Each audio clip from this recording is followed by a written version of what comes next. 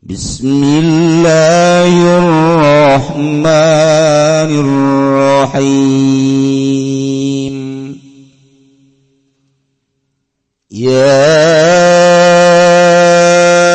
ayyuhalladzina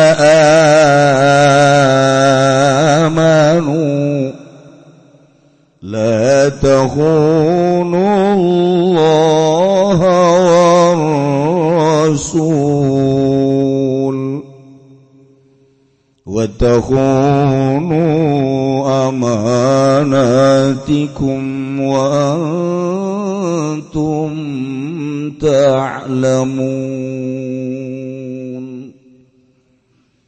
Wallahu a'lamu bimuradihi wa nuzila fi Abi Lubanah lan dan turunkeun ing dalam Ki Abi Lubanah Marwan bin Abdul Munzir jatana Ki Marwan kang putra Ki Abdul Munzir wa qad ba'asahu dan lalateman ngutus Kangjeng Nabi ing Abu Lubanah sallallahu alaihi wasallam ila Bani Quraizah maring Yahudi Bani Quraizah lianzilu ala hukmihi darapun yang tertunduk ya Bani Quraizah ingat hukum Abi Lubanah atau Kangjeng Nabi hukum Abi Lubanah.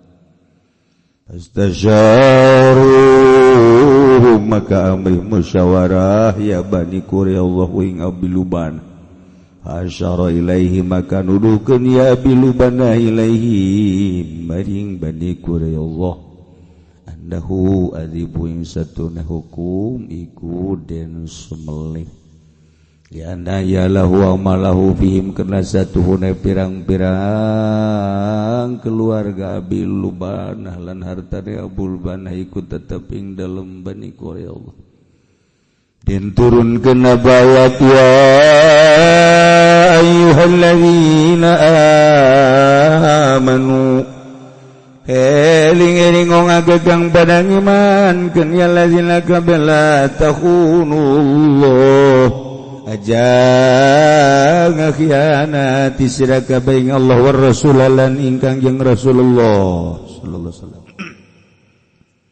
wala takhunulan aja ngakhianati sira kabeh amanatikum ing sakeh amanat sira kabeh man matumitum mintum alai tegese barang kang den percaya sira kabeh ngatasé min dini wa ghairihi saking agama lan liyane din wa antum ta'lamun halau ta sira kabeh ku waru sira kabeh wa lamu annama amwalukum wa auladukum fitnah wa anna Allaha 'indahu ajrun 'azim. Allahu a'lam bimuradi wa alamulan pada waru sira kabeh annama amalukum an pasti teu pirang harta sira kabeh lan pirang anak sira kabeh fitnatun iku fitnah lakum kada sira kabeh saddatun an umuril akhirah kang nyegah saking pirang-pirang urusan akhirat. Wa anallaha lan ing satude Allah indahu iku tetep ing dalam sanding Allah ajrun azim utawi ganjaran kang agung fala tafutuhu bimuraatil amwal wal aulad maka jangan patakan sira kabeh ing ajrun azim kalawan ngaraksa ing pirang harta lan pirang anak wal khianati lan khianat li ajlihim kena arah-arah amwal lan aulad.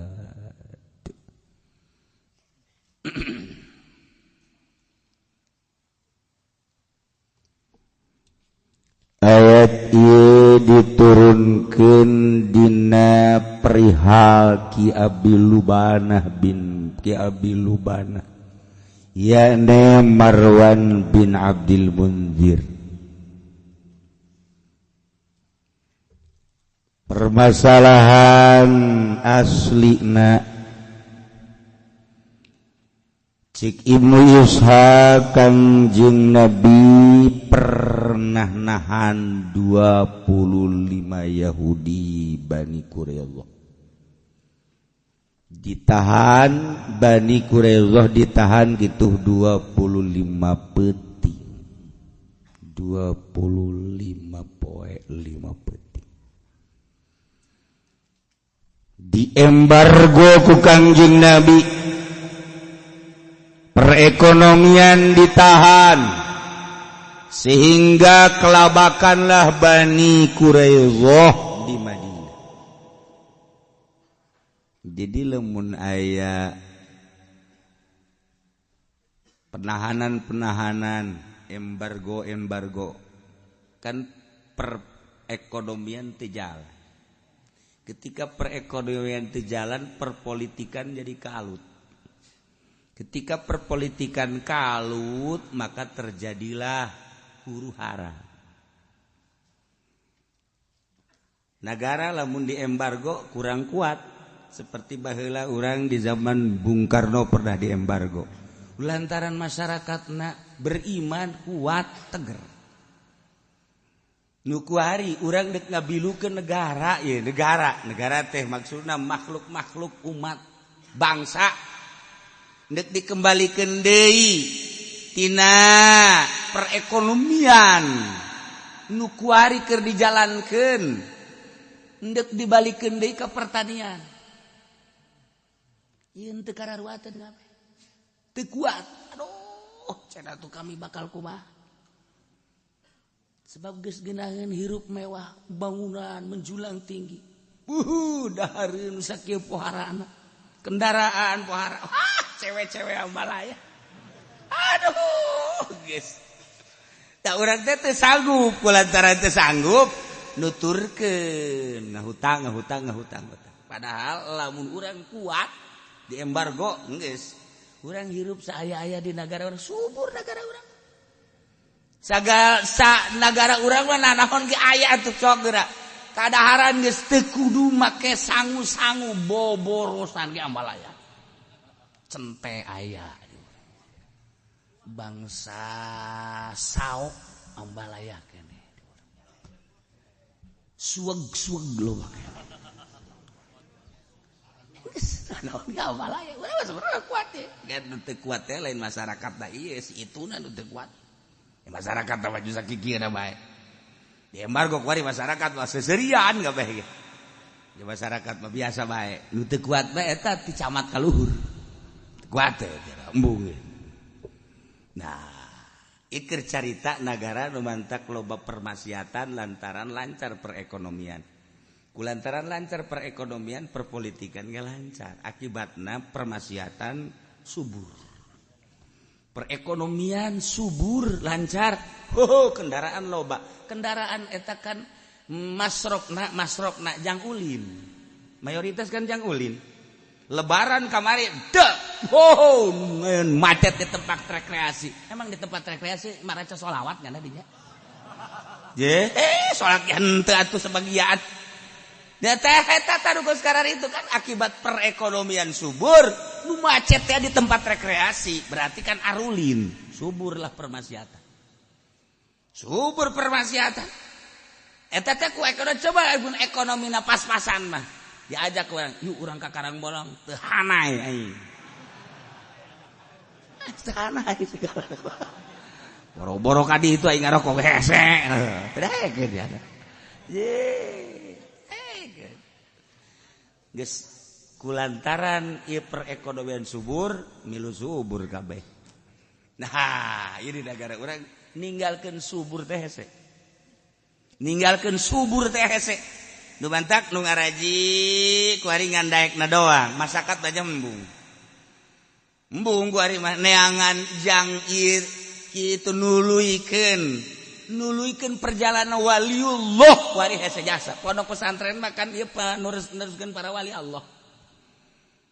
Ai para wali Allah kan masyarakat teh maksudna teu dahar ti isuk datang ka sore mah sanggup. Henteu kudu salin ganti baju ge sanggup wali Allah mah kan kos kieu. Nu penting agama luhur. Henteu kudu boga kendaraan mewah-mewah. Nu penting mah nyana endek dakwah datang ka mana siap. Kuari kapan? Kuari kiai gariung teu diberkatan we ngomong kan. Tuh ngomong. Ulah ke negara beling tuh baca kita.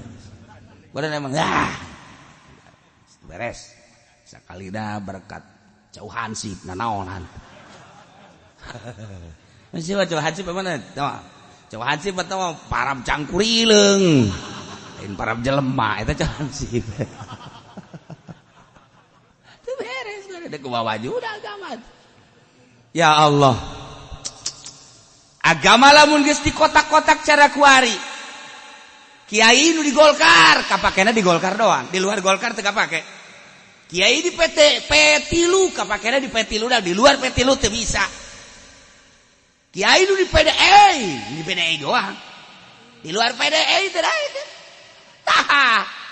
Di kota-kota kuari. Kiai HTI, Kiai Huruj, Kiai NU, Kiai Muhammadiyah terkotak-kotak kuari. Akibatna atuh ngamajukeun maranehanana bae. Masyarakat kumaha? Teu bisa batak lamun kuari mah ngadengekeun ceramah bae kiai di mana ye? NU paingan berat ka pamarentah, tue NU jing. Sos itu kan bahasa lagi masyarakat. Yo, eta kiai mana eta? Itu mah kieu Golkar paingan ngajak merecet koneng bae. Golkar ieu. Kan itu kan masyarakat. Eta si kiai mana eta? Itu PDI. Waduh, paingan ngagadilan bae PDI. Ya masyarakat.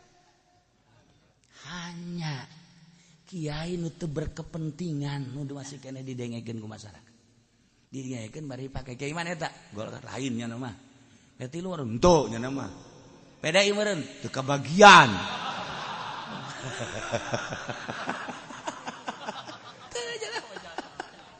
NU lain ya, huruf lain. Hatelanya lu mah ngaji bae. Oh, iya bersih ya. Karak rada didengekeun. Asal kadang-kadang kiai mana sih teu bagus teh caritana nama. Tapi bangun kos kitu teh mah caritana. Kiai teh NU, oh paingan berat ka si eta. Geus teu bisa henteu kos kitulah kaayaanana. Deuk kumaha atuh? Anu timbul bahasa masyarakat teh seperti kitu terkotak-kotak. Deuk sanu ngarapian coba kuat. Kuari deuk dinasehatan ku NU. Tek jeuli datang ka bisa didengekeun sebabnya anak kadengena berbau ka ditu. Kuari deuk dinasehatan ku FPI tek jeuli bisa mah bisa bae brul-brulan jang supaya didengekeun dipake moal sebab geus kanyahoan nya mah kelompokna eta bae. Coba kiai mana teh ya? Kiai HTI teu bisa. Sebab jangan deuk didinya bae. Hurud embung aing daripada jujubahan ka ditu. Masak unggal masjid teh hayang aing. Maksudnya teu salah kabeh ge nu di NU teu salah, di HTI teu salah, hurud teu salah. Anu mana ge nu salah jak kitabna mah Al-Qur'an kabeh ngan kepentinganna jang kelompoknya na kabeh. Kelompok masing-masing bakal jadi penasehat mal bisa. Kos kuali polisi negakeun hukum bisa diterima ku nagara ku masyarakat moal sebab berat ka ditu. Moal kuduna nyana teh lempeng. Teu nu salah. Asal kelompok itu dibenerkeun. Nu bener, tapi lain kelompok itu disalahkeun. Apakah bener tak kos ditu? Apakah bener tak kos cak polisi jipan gitu amat di neraka siang ke. Emang ngan ngalempeng-lempengkeun jurig sia doang. Engke sia kuari mah heueuh bae. Engke tah aing mah tah ngaji tah. Je, parang sana. Tah ieu urang keur kalut balik di Indonesia. Batak kula mah selalu ngadoa ya Allah ya Rabb. Hijikeun deui Gusti bangsa Indonesia naon hartina jeung naon ngeunahna ieu ririweuhan jeung riributan. Gusti hijikeun. Coba lempengkeun kurang satu tujuan kuari, mengisi kemerdekaan supaya aman tentrem, kurang ngeunaheun berekonomi, berpolitik, ibadah ka Gusti Allah kan nikmat. Daripada urang gontok-gontokan naonan. Tah nya ngadoa bae, aja doana can diijabah pan. Jauh nu mere duit. Tah baki pudoli, tah kos kitu lah. Aya ngadoa di panggung kikieuan, aya nu mayar. Sugan sorangan ngadoa teu henteu. Jauh deui bae teh bagi enggak sama disebutkeun dah. Nah ieu keur carita aya pengembargoan. Ceuk Ibnu Sa'ad mah 15 petik. Cek Ibnu Uqbah mah 17 petik. Nu jelas Yahudi teh Yahudi Bani Nadir, aya Yahudi Bani Quraidah, kabagi tilung ge. Nah ieu mah Bani Quraidah diembargo ku Kangjeng Nabi, tahan supaya ulah aya hubungan jeung mukminin. Masyaallah perekonomian kalut. Akibatna perpolitikan teu lancar. Sebab tidak saling mendukung. Urang kuari di Indonesia nu mantak maju ge saling mendukung. Kitu naon kitu ngaranna kedutaan anu bisa ngamajukeun negara, kedutaan Arab, kedutaan Amerika, kedutaan Inggris, kemudian Jerman, kedutaan Belanda, Malaysia, Thailand dan lain sebagainya.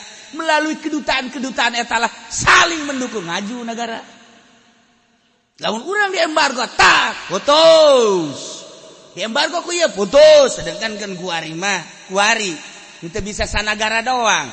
Amerika nggak embargo, jelas guys opat negara pasti milu. Model kuari, Qatar, tek milu, anu Misro milu dan lain-lain sebagainya. Nah, ini negara teh kan kayak itu.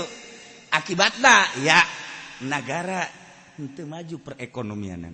Nah kuari, iya ya Yahudi Bani Quraidah diembargo ku Kangjeng Nabi. Kulantaran diembargo 25 poe besi berkelanjutan kan kadituna timbul sieun di hate-hate Yahudi Bani Quraidah. Akhirna kepala Yahudi Bani Quraidah ngaranna Ka'ab bin Asad manehanana langsung nyarita ka kelompok Yahudi Bani Quraidah. Cek pimpinan Yahudi bernama Ka'ab bin Asad, ya masyarul Yahud, wahai kelompok Yahudi Bani Quraidah, qad nazala bikum minal amri ma tarawna wa anni uridu alaikum khisalan thalathan. Perlu dikanyahokeun urang diembargo ieu instruksi ti Muhammad telah meninstruksikan apa yang telah kita ketahui dan rasakan sekarang. Dengan demikian, 3 perkara coba pilih supaya pengembargoan dicabut. Urang kudu nurut ka Muhammad. 3 perkara cek Yahudi, wa mah ieu anu 3 naon? Geus kieu bae kuari malah. Urang daripada berlarut-larut kadituna bakal bahaya nu gede, sedangkan Muhammad geus katinggalik kegagahanana jeung kaistimewaanana. Urang kuari terdesak, urang kieu bae kuari bayu nubayyi'u hadzal rajul nusaddiquhu fa wallahi laqad tabayyana annahu la nabiyyun mursalun wa annahu alladhi tajidunahu fi kitabikum tu'minuna ala dima'ikum wa amwalikum wa abnaikum wa nisaikum. Yuk urang beat bae geus babarengan ka Muhammad, urang ngabenerkeun Muhammad.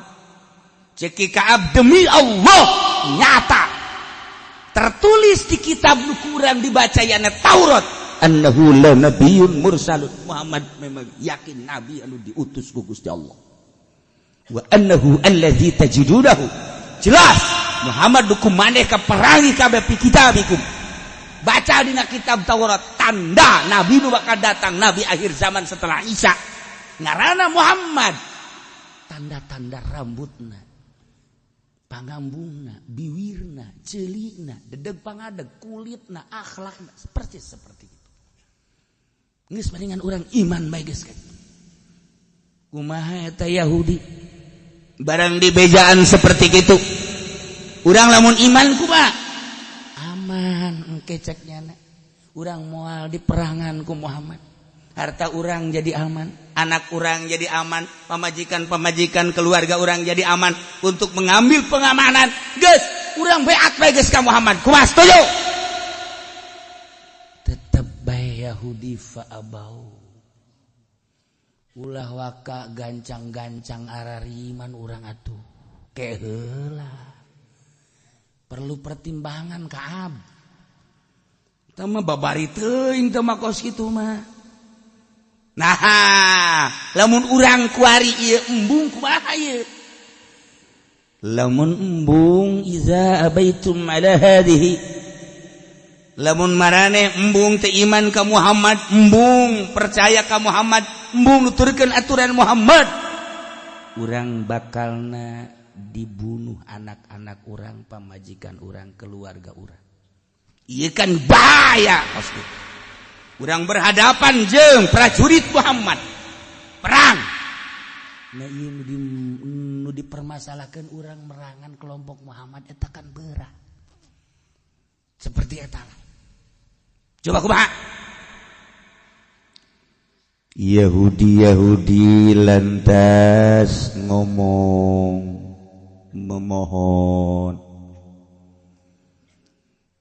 bahwa aya keneh jalan keluar coba urang neangan jalan keluar coba kumaha akhirna pertimbangan Yahudi untuk mencari jalan keluar memohon ka Kangjeng Nabi wa arsalu ila Rasulillah an ib'ats lana Aba Lubanah coba ngutus ka Muhammad supaya bisa menyelesaikan seseorang di kelompok Muhammad nungaran Abi Lubanah sebab Abi Lubanah teh kapan tadina Yahudi anakna kan aya di urang keneh pamajikanana jeung keluarga aya di urang harta-harta nage kapan nyana aya keneh di urang supaya nyana bisa mempertimbangkan coba mohon ka Muhammad seseorang nungaran Abi Lubanah setuju oge akhirna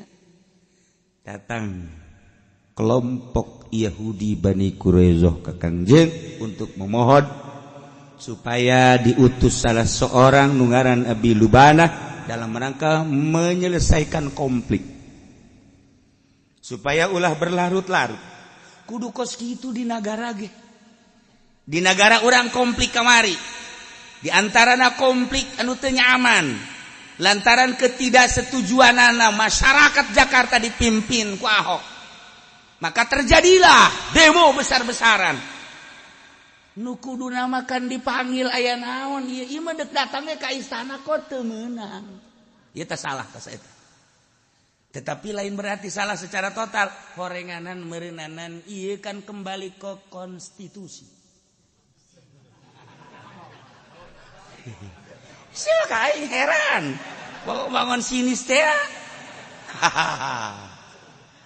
lantaran ieu dipilih ku masyarakat maka dikembalikan deui ke masyarakat sebab naon sebab hanya kelompok kecil lah yang tidak setuju nah dengan demikian kembali ke konstitusi dengan demikian tunggu kita adu kekuatan pilih kembali ke salah negara sebab di urang negarana negara demokrasi ya kembalilah ke masyarakat dengan demikian kita uji coba kekuatan cuman masih kena ditang tayungan ku Gusti Allah alhamdulillah Ahok KO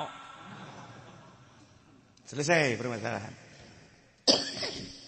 padahal ningali demo nu sakitu gedena mestina kan nyana datang ka istana teh kudu dipanggil deui ja aya penasehat kan di negara teh Wiranto penasehatna Ki Hasyim Muzadi penasehatna dan lain-lain sebagainya atuh batak naon teh panggil ngomong duaan sang pendemo dengan presiden tongtonkan ku urang kabeh tanya naon alasan-alasanana kan ngeunaheun mestina kitu tetapi geus ku bak kembali ke konstitusi masalah geus alhamdulillah tinggal ku hari permasalahanana ieu adalah konflik naon nu keur dipermasalahkeun di Indonesia mestina kan dipanggil konflik kan macam-macam di Indonesia teh konflik politik konflik perekonomian konflik perbudayaan konflik agama penganiayaan konflik agama penistaan dan lain sebagainya ilah konflik ieu nu kudu diselesaikan nah kudu cerdas pemerintah teh atuh konflik naon dieu permasalahan teh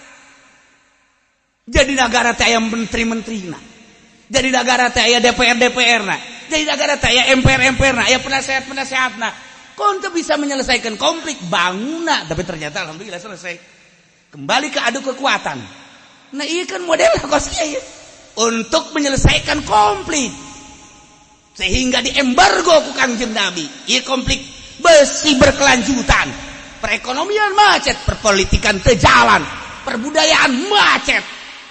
Maka dinasehati ku ketua Yahudi, jadi diterima kan ku masyarakatna. Permasalahan anak, iya adalah permasalahan naon. Coba kompliki orang selesaikan.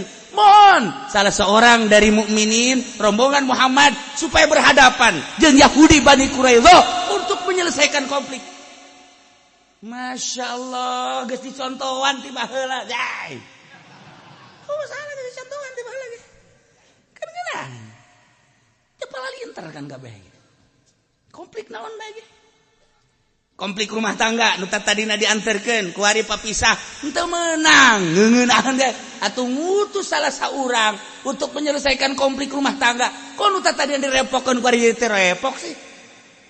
Nah, pab'atsu hakaman min ahli wa hakaman min ahliha. Ye, atuh jelas kan. Atawa kieu, ieu rumah tangga nu kuduna repok, kok ieu konflik terus we tambah pamajikan. Hayangnya tambah konflik apa selesai ya? Atawa tsunami ya? Konflik model koskieu kan patalina jeung negara. Nah, kunaon ieu Yahudi menta diutus nu ngaran Abi Lubana, aya trik jeung unsur politis di jero. Bisa selesai asana ku Abi Lubana. Urang iman begitu saja, waduh tidak mungkin cek Yahudi. Bari di hateletik da bener aja Muhammad teh tertera ieu di kitab Taurat eta deuleumana. Persis. Tetapi kapan urang teh kan boga kitunan budaya-budaya jeung boga harga diri, masa kudu imban kabeh ka Muhammad teu bisa diselesaikan tetap hese. Maka Abi Lubana dimohon ka Kangjeng Nabi, diutuslah ku Kangjeng Nabi turun ayat ieu nuzila fi Abi Lubana ngaranna Marwan bin Abdul Mundir. Lalu diutus ku Kangjeng Nabi ka kelompok Yahudi Bani Quraidah.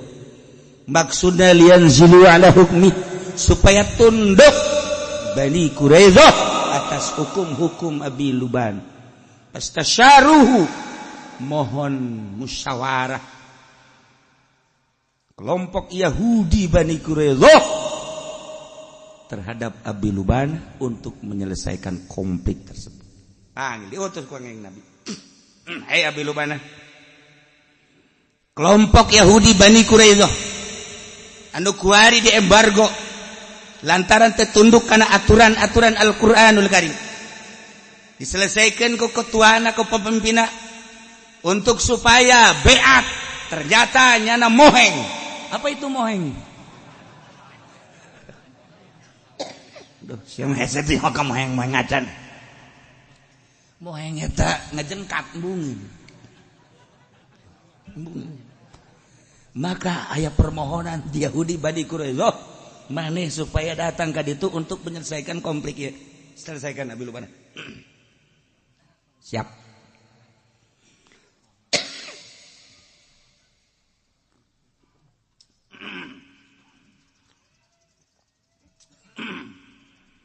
Abi Lubana maju dengan gentleman membawa amanah anu sangat luar biasa berat, sebab andai kata tidak selesai terjadilah peperangan anu dahsyat. Di mukminin geus disiapkeun pedang-pedang geus diasah, di Yahudi sarua bae andaikan teu selesai terjadilah peperangan dahsyat. Sarua tiba heula datang ka ayeuna. Konflik seperti itu. Kemari demo asa deuk perang, andai kata teu selesai perang terjadi. Encan berarti selesaikan ayeuna ge, masih keneh ditunggu kelanjutanana kumaha. Tinggal ditinggali roda perpolitikan jeung perekonomianana. Sebab di negara urang aya anu resep model kieu, aya anu teresep. Prosentasena anu resep sabaraha, anu teresep sabaraha. Nu teresep bakal nyieun komplotan-komplotan. Nu resep kumaha? maka bakalna ieu dimusyawarahkeun jeung para syaitonir rajim. Penggede. Kumaha supaya ulah terjadi konflik? Ayo. Iya, modelna kos kieu. Geus sarariap. Mukminin sangar. Siap. Sakitu mah sakicep. Yahudi karena gengsi, hayo paeh-paeh geus pokona orang beak-beak, nu penting ulah mundur, kumaha coba. Lamun kejadian model kos kitu. Ya Allah. Urang lamun nyaritakeun di negara urang kabeh ge ieu kitabna Al-Qur'an. Tapi konflik terus-terusan. Urang mun nyarita NU kitabna Al-Qur'an. Urang mun nyaritakeun Muhammadiyah kitabna Al-Qur'an. Urang lamun nyaritakeun tentang huruf kitabna Al-Qur'an. Urang mun nyaritakeun HTI kitabna Al-Qur'anul Karim. Urang lamun nyaritakeun berbagai organisasi Ikhwanul Muslimin kitabna Al-Qur'an. Pesantren modern kitabna Al-Qur'an. Pesantren salafiyah kitabna Al-Qur'an. Kopi tengah hiji. Ikan berarti aya konflik-konflik. Di jerona aya muatan-muatan anu lain semata-mata Al-Qur'anul Karim. Kudu diriungkeun. Dimusyawarahkeun. Ngutus. Supaya utusan-utusan tersebut bisa menjelaskan tentang kepentingan anak jeung supaya diluruskan di sebuah negara Indonesia kan mantap. Lamun kamari sekaligus HTI bubarkeun alasanana naon? Engke kadituna mungkin NU ge dibubarkeun. Engke kadituna Muhammadiyah bisa dibubarkeun dengan mudah pembubaran tersebut salah. Atuh jaya badan hukum panggil heula. Mendingan panggil seluruh organisasi. Ayo. Coba utus musyawarah. Cara ieu tah. Memohon Yahudi Bani Quraisyah supaya Abi Lubanah bisa menyelesaikan konflik tersebut agar embargo dicabut sehingga hubungan antara mukminin jeung Yahudi di bidang perekonomian lancar, di bidang perpolitikan bisa lancar, perbudayaan bisa diatasi. Apakah kumaha nyeun aturan-aturanana? Mohon Abi Lubanah supaya maju. Eueuh hesena. Urang hirup di negara Indonesia teh geus setengah abad leuwih, aman-aman bae. Nu Islam ngarasa tentram, anu Kristen ngarasa aman, anu Konghucu kitu keneh, anu Buddha kitu keneh. Aman-aman bae. Nah, mulai aya penyerangan. Di Kristen ka muslimin, ka mukminin, di mukminin kitu keneh. Penyerangan iya masa sih henteu bisa konflik eta ku urang diselesaikan supaya ulah terjadi peperangan. Ngadenge urang masjid anu dibeuleum. Gereja anu dibakar. Haji ieu setelah dibeuleum kieu apakah jana haju arasup Islam dan henteu? Setelah anu ieu dibeuleum deui apakah manehna arasup Kristen dan henteu? Nah, daripada engke ngajadikeun kagedean konflik atuh maningan ku urang diselesaikan. Nah iya asal penyelesaian mantep. Nah iya kita mah Indonesia kajen mah geus loba nu ngurusan mah geus umbalayah cuma urang mah carita Al-Qur'an bae lah ngan emang nyelap we saeutik nyelap aya ahokan nyelap tah set diutus ki Abi Lubanah. Setelah diutus Abi Lubanah, ya, kami memohon kepada Muhammad agar engkau bisa menyelesaikan konflik antara Yahudi Bani Quraisyah dengan mukminin pimpinan Muhammad. Dengan demikian, coba supaya pengembargoan ini dicabut agar perekonomian lancar kembali. Mohon supaya konflik tersebut bisa diselesaikan. Cik Abi Lubanah ieu mah gampang permasalahanana. Nu paling istimewa Abi Lubanah begitu nyana berangkat membawa misi penyelesaian. Datang ke Yahudi Bani Quraisyah. Begitu nyana datang dihormat. lalaki-lalaki Yahudi kabeh narangtung menghormat ka Abi Lubana. Inilah pimpinan yang bisa menyelesaikan konflik. Kita angkat topi kepada Abi Lubana. Encan geus dihormat.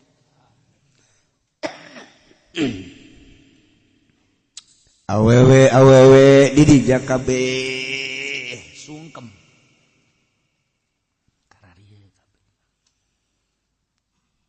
Kemudian barudak laletik careurik. Mohon ka Abi Lubana supaya embargo dicabut. Tidinya ke Abi Lubana mikir. Cek Abi Lubana lamun ieu dilanjut permasalahan sedengkeun harta aing loba di ditu. Sedengkeun turunan aing teh aya di ditu. Anak aing lain anak aing bae meureun anak ua aing, anak mamang aing, anak adi aing. Tetangga aing, wah ieu lamun peperangan bae. Terutama kebon-kebon aing yang perusahaan aing bisa hancur. Wah, cek Abi Lubana, demi mengutuhkan harta aing, demi mengutuhkan keluarga aing, demi mengutuhkan anak aing, maka Abi Lubana anu sakitu hebatna utusan Kangjeng Nabi mengkol hatena untuk mengkhianati mukminin. Politik seperti itu, politik mah seperti itu. Berangkat di imah mulus di tengah jalan mengkol. Ke awal-awal dek jadi DPR niatna mulus. Barang geus diuk di kursi embol-embolan mengkol. Masyarakat mengharapkan ieu mah jalurahna ge ustaz. Insyaallah karim. Diharapkan untuk melaksanakan roda perpolitikan di desa tersebut seadil-adilnya dengan niatan anu mulus si ustaz ge insyaallah. Begitu terpilih keustadanana mulai sapoe leungit, masyaallah. Setelah dilantik hanya beberapa hari keustadanana kadituna bebajingan. Eta sakelas lurah. Komo kelas bupati. Emang bupati aya anu lain bajingan teu. Bajingan ka. Lamun make kacamata Al-Qur'an. Lamun make kacamata bajingan mah tuh nyana ge boh KM bajingan. Hesek wari urang. Tah, iyalah.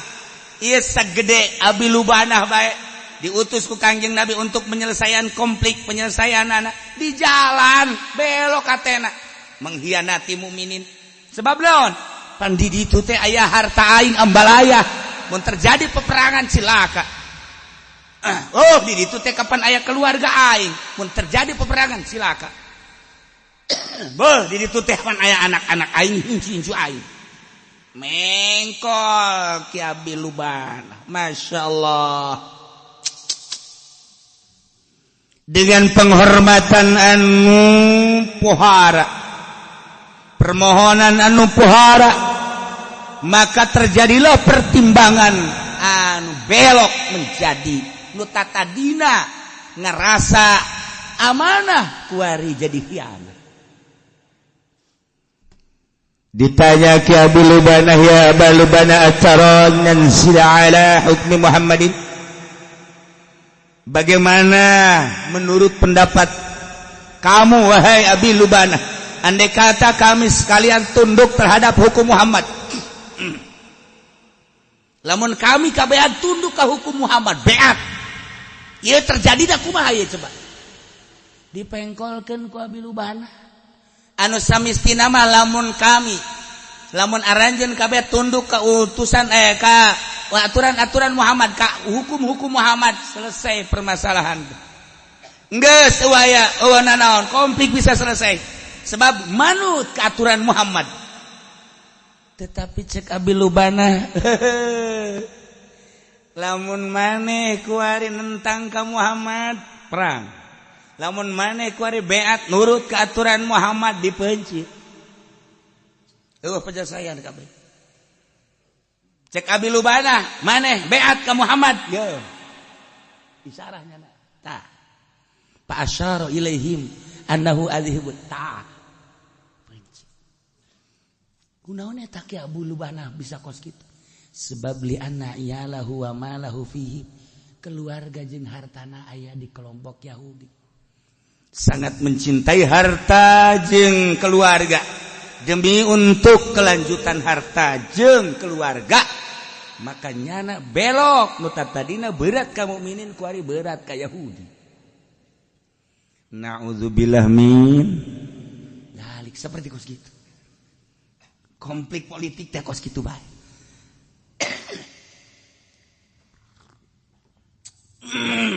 Teureun-eureun terus bae di negara kitu bae kuari ge terus bae kuari leuwih dahsyat. Maka kulantaran hianatna Abi Lubana, Ki Abi Lubana kembali ke mukminin, embung menghadap Kangjeng Nabi. Dianggap bakal bisa menyelesaikan, ternyata tambah konflik. Sebab pengkhianatan terhadap Allah jeung Rasulna, terhadap amanat-amanat. Turunlah ayat ini. Ya ayyuhalladzina amanu la tahunullaha war rasul. Wahai eling-eling jelema anu arariman, para mukminin mukminat sing hadela takhunullah, ulah rek harianat maraneh kabeh ka Allah war rasul jeung ulah hianat aranjeun kabeh ka Kangjeng Rasulullah, wala takhunu ulah hianat aranjeun kabeh amanatikum ka amanat maraneh kabeh sing hade. Hiji dilarang mengkhianati Allah. Mengkhianati Allah berarti tengah laksanakan perintah-perintah fardu Allah. Khianat terhadap Allah. Hayang yahok jelema anu mengkhianati Allah ketika jelema anu teu salat eta pengkhianat Allah. Di imah urang lamun aya nu teu salat, ieu ngakhianat Allah. Teu puasa pengkhianat Allah. Tengah zakat pengkhianat Allah. Geus disob teu haji pengkhianat Allah. Loba kene di Indonesia pengkhianat Allah. Nomor kedua pengkhianat Rasulullah. Teu nuturkeun sunnah-sunnah Kangjeng Rasulullah sallallahu alaihi wasallam. Pengkhianat Rasulullah. Nomor katilu ngahianati amanah-amanah Allah.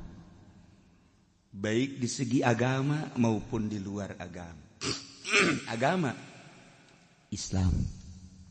Ketika ieu agama nu kudu diutuhkeun, kemudian agama dicaci maki, kemudian agama dilecehkeun, kemudian agama ieu diapilainkeun, ieu tanggung jawab urang sebab mun urang henteu peduli berarti urang pengkhianat agama.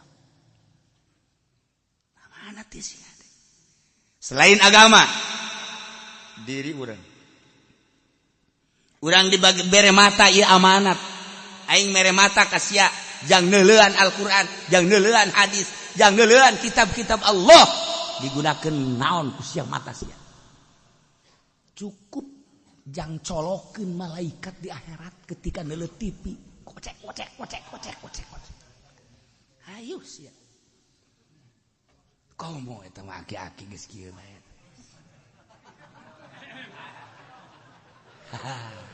Geus sama geus disiapkeun ku ari timah. Balik ke konstitusi.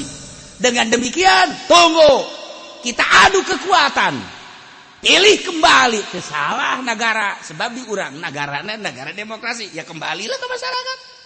Dengan demikian kita uji coba kekuatan dah cuman masih kena ditang tayungan ku Gusti Allah. Alhamdulillah. KO.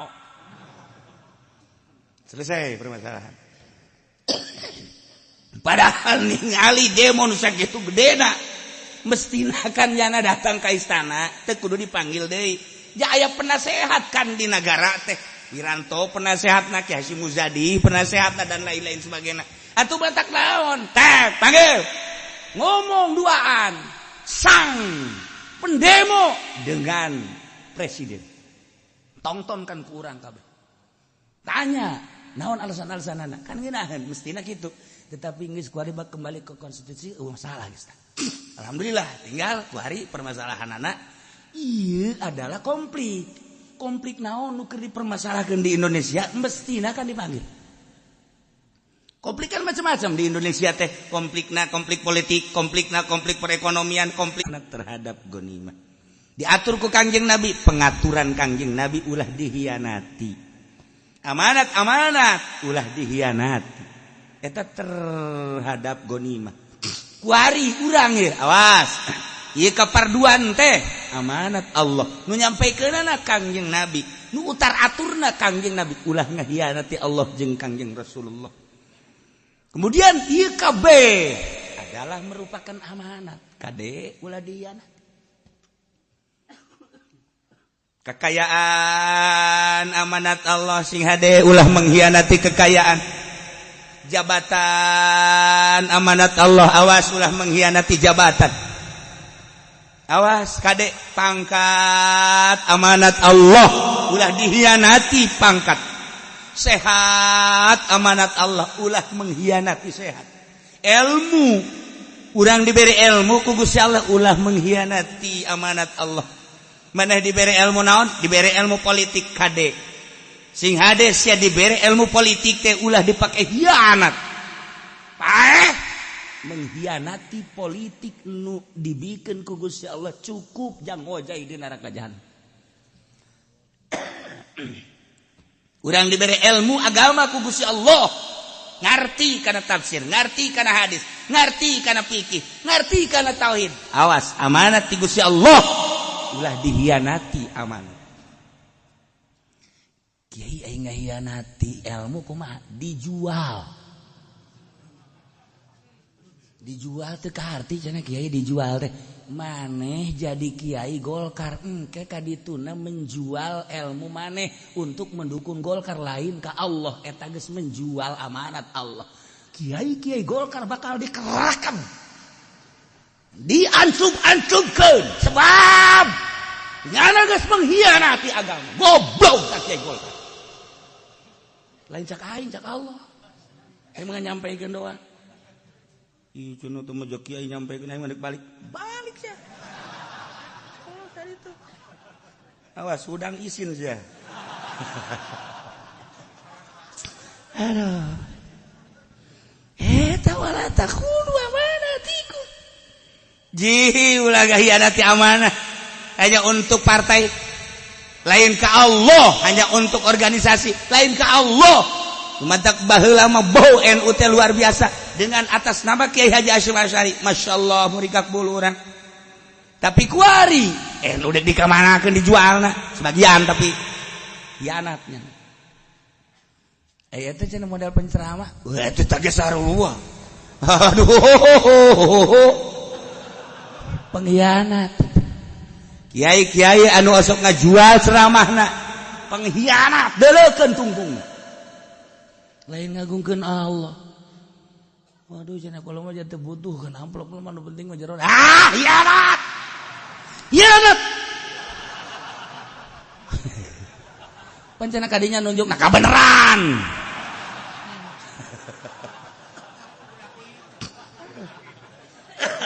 Hianat Gusti Allah nu agung. Ulah jadi pengkhianat urang. Masyaallah. Geus puguh atuh tambah nu boga jabatan mah jangan hianati. Dilantik nama Quran dikieukeun. Demi Allah, kami nyandang gitu kan apa kurang.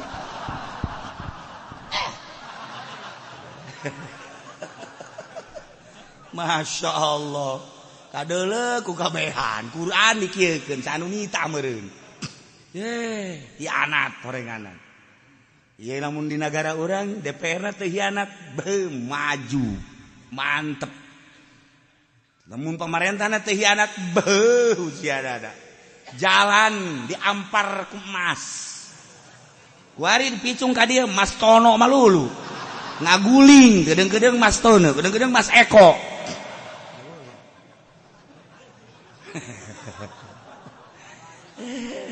akibat daun ya hianat untuk hianat bawa tuh marah lagi iya tanda hianat terus jadi kuari mah kabehan ya pengkhianat orang kabehan tuh kuari mah pengkhianat geus puguh kiai na ge jangan jualan ceramah hianat kayak ditanya ke di akhirat geus puguh anu di kelompok mah demi kelompok na hianat lain demi Allah hianat berarti geus buku pemerintahna hanya untuk kantongna bae hianat. Nah melalui ayat ieu coba urang supaya terbuka hati urang lain deuk ngagogoreng kiai lain deuk ngagogoreng masalah kitu pemerintah tapi supaya terbuka urang supaya ulah aya di jero ayat ieu. Hindari coba pengkhianatan.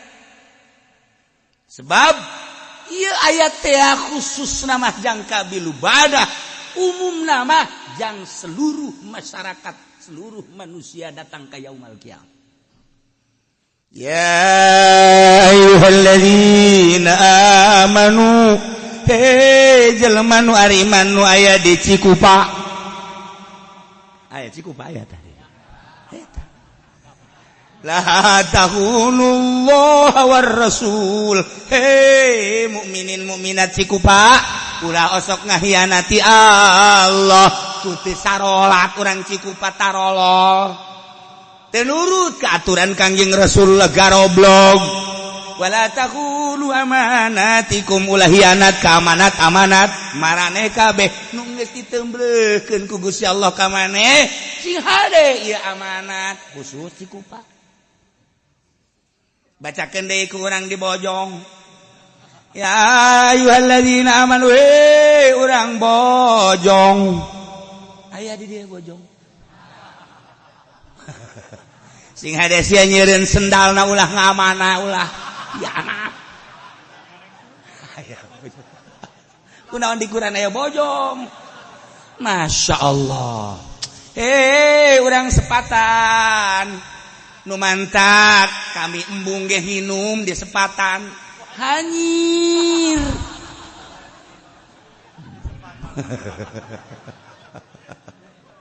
ya ayyuhalladzina amanu tah barang jual we pasar kemis hei mukminin pasar kemis maneh mah geus kanyahoan tilok hianat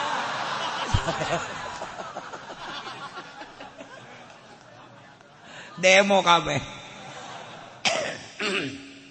isi adalah takhunullah ulah mengkhianati Allah perintah-perintah na tugas-tugas secara faraid fardu-farduna laksanakeun sing hade diri urang bisa jadi pengkhianat Allah ketika datang waktu salat mun teu salat mengkhianati Allah lamun geus mengkhianati Allah atuh babarieun Allah mah goblok sia dihirupan ku aing disehatan ku aing dibere tanaga ku aing ngahianati ka aing ayo sia geus ditungguan ku aing sia ayo isukna teh salat teh nah naiknya motor teh bro Masya Allah ngubrus ka empang batur itu buku teu karupan ngubrus bahasa anu disalahkeun coba yuk tabrakan onam aya silih salahkeun aing ngubrus motor hancur nyanana bengep nyalakeun saha coba yuk paling ya goblok ge sanu nyen empang sak nu boga lae tol sia kunaon nyalakeun empang aing coba cenah mun empang maing moal ngubrus goblok sia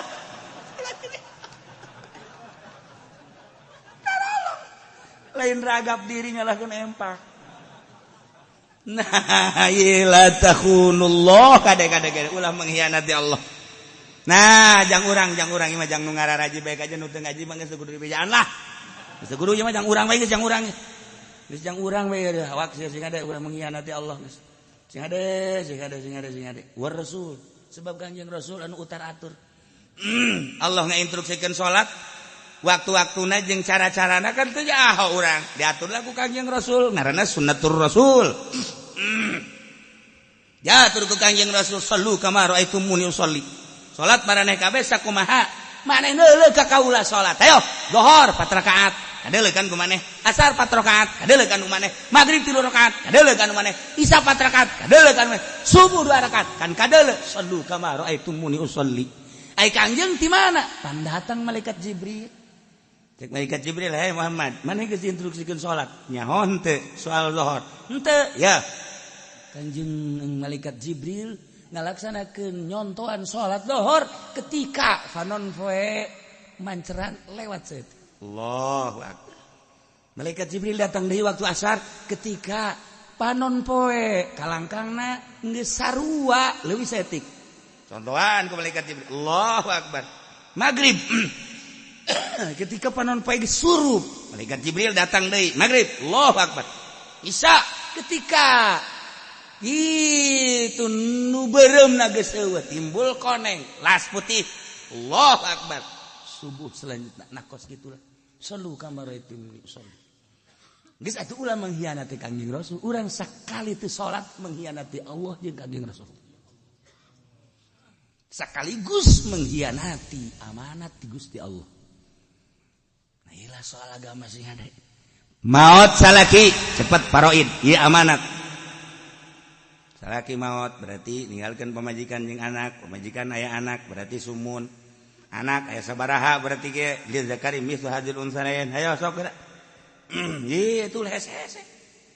Oh, amanat teh. Maot salaki, ieu pamajikan aya anak ngan anakna kitu. Awewe kabeh berarti pamajikan aya anak sumun tinggal anak. Nah, anakna aya 2 awewe berarti sulsen. Aya asobahan. Urang milu ka dinya deui asobah. Anu maroidna. Bener henteu sih teh.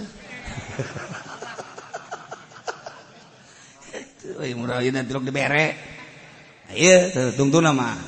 Ditanyampekeun amanat nyana ge teu adil, goblok teh kiai. Indahan hayang jadi asobah tolol. Asobahna oke cek. Si hade amanat. Asupkeun ka jero hate urang, masyaallah moal kebal urang hirup di alam dunia. Duh Gusti, ya amanat teh Gusti. Urang sehat amanat, urang pinter amanat, urang jagjag amanat, urang boga harta amanat, urang boga jabatan amanat, urang boga tahta amanat, ya Allah. Urang boga pamajikan amanat, urang boga anak amanat, hati-hati. Ulah mengkhianati amanat. Jadi percaya ku urang ku Gusti Allah ka urang nu tembleuhkeun ka urang eta adalah merupakan amanat. Nah, perhatikeun moal kebal. Dulur urang nu geus tari heula ka ditu, amanatna bener apa henteu? Bapak urang geus maot itu nyandang amanatna bener apa henteu? Perbandingkeun. Mun teu bener cilaka. Enggal urang kuari, awak sing hades ya, moal kebal deui, jamongan geus batuk bae teh sia.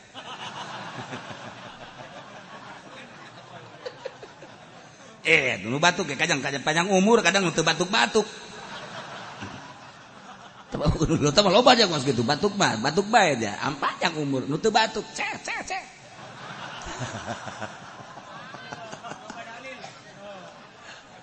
Ya Allah ya. Wa antum ta'lamun. Bari aranjeun teh kapan nyaraho tentang jore, tentang bagus. Kajorean anu jore, kabagusan anu bagus. Maneh teh kapan geus nyaho tentang kabagusan jeung kagorengan. Geus atuh kuari mah maneh dibere nyahona bagus jeung jore-jore jeung bagus. Bagusna nu bagus, jorena nu jore eta adalah merupakan amanat kade. Wala takhunu amanat. Maneh teh kapan geus nyaho dina perekonomian teh lamun memang aya hiji benda, hiji barang 2 hargana beda harga anak berarti eta teh nu kos kitu ngaranna riba made geus jaho riba teh bakalna jadi seuneun neraka eta tak kajaho maneh sing hade teh sing hade amanat sia haji goblok tolol sia nyaho ongkoh teu dipake ongkoh nah jang ka neraka jahanam cukup ku ngridit la takhunu amanati. Aduh cenah kiai mangkaning eta nu sok dipake ngaji teh ka kiai. Motor kula eta aduh kreditan kiai. Itu sia teh aku naon tolol. Kula lamun teu ngredit teu bisa ulang ngaji sia. Ulang ngaji geus engke boga motor nu bener karek ngaji. Geus ku ari mah beuleum da motor. Heuy. Aduh. Iya sudah numpakan motor jadi doraka. Mana teh mah ngabejaan wae teh mah. Wah teh sia dutul ngalaksanakeun mah. Wala takhunu amanatikum. Sing hade ieu geus bukuh mata urang geus bukuh celi urang. Engke bakal disidang amanat Allah mata, amanat Allah celi, amanat Allah irung, amanat Allah lisan, amanat Allah dan lain sebagainya. Soal perekonomian anak aing kurang kumaha ngatur ja aing ge nyampaikeun amanat-amanat aing teh melalui kiai takribna kemudian rianna jeung sajabana fatul muina kok sia teu ngajeding sih ngajeding tah sia ye cenah kula mah nuturkeun kiai saha kiaina ge boga showroom mana kiaina itu cenah panggil ka dieu emang aing keur ngarep-ngarep cek malaikat kiai nu kos kitu tah dek jadikeun imam neraka ku aing sia taqulu amanatikum ya Allah ya Rabb. Di akhir zaman orang Gusti Allah ngeri ayeuna. Ngeri orang ieu ku ayat ieu abilubana ieu asli nama abilubana mengkhianati. Karena cinta harta, cinta anak, cinta keluarga, terjadilah pengkhianatan terhadap Allah. Terjadilah pengkhianatan terhadap Rasulullah. Terjadilah pengkhianatan terhadap amanat-amanat anu disandangkeun ka manehanana. Masyaallah karim. Padahal wa antum ta'lamun nu jore nu bagus bisa dikajakeun urusan benda bae oh iya bagus ieu jore nyaho oh iya gede ieu leutik nyaho hukum oh iya meunang ieu mah henteu nyaho urang ku ngaji oh iya mah haram oh iya mah halal nyaho ku ari mah tetapi kunaon atuh urang mengkhianati ka nyaho urang sing bisa urang nyaho urang mengkhianati nyaho lamun peuting teh oh diinstruksikeun tahajud nyaho sia tapi sia tilok tahajud pengkhianat sia cenah kiai lain waduh keur nyaritakeun hianat sia mah embung untuk hianat mah hianatan bae lain kitu cenah tah kiai ge termasuk ya oke geus lah pokona sawa-sawa bangona ka aing itu sia teh nyaho bae mah nya beja tahajud ka sia di ditu na ge wa minal laili fatahajjat bihi nafilatan laka asa aya asa ka maqamam mahmuda mun ente hayang boga maqamam mahmuda tahajud lamun ente tilok tahajud moal boga maqamam mahmuda ente hayang boga maqamam mahmuda maqam mahmud teh dikasorgakeun tahajud geus nyaho ta urang nyaho coba peuting tinggal pamajikanana bae ge bae ngadengekeun bareng isuk-isuk ka haji pengkhianat nah kiai ge nu teu tahajud pengkhianat ye bere kurang duit henteu sih gitu dasar cewek blon bisa disogok kos polisi bae sia pengkhianat ya kari masyaallah si hade urang besi jadi pengkhianat Allah naudzubillah min besi jadi pengkhianat Kangjeng Rasulullah naudzubillah min besi jadi pengkhianat amanat-amanat Allah naudzubillah min zalik masyaallah bari urang nyaho antum tanamun nyaho urang saha nu teu nyaho sih kuari saha nu teu nyaho ka madaratan HP ja nyaho mangpaatna aya madaratna aya carita kur kamaslahatanna jeung mangpaatna atuh silakeun bae tapi kapan manfaatna mah hiji madaratna sabaraha hayu sia ulah seserian-seserian jadi nyaho asal lu nge-HP na sorangan geus teu aman geus teu aman aing nge-HP na biasa loba jelema oh iya beres eta berarti bener asal geus geus gedeung geus teu aman teh maka jeung hukuman aman. Kok mau HP na boga tilu, kiai tilu naonan HP. Teu aman teman. Teu aman berarti aya khususon. Ya Allah, ya Rabb. Wa'lamu annama amwalakum wa auladukum fitnah. Masya Allah. Iyalah keur nyaritakeun wa'lamu annama amwalukum wallahu a'lam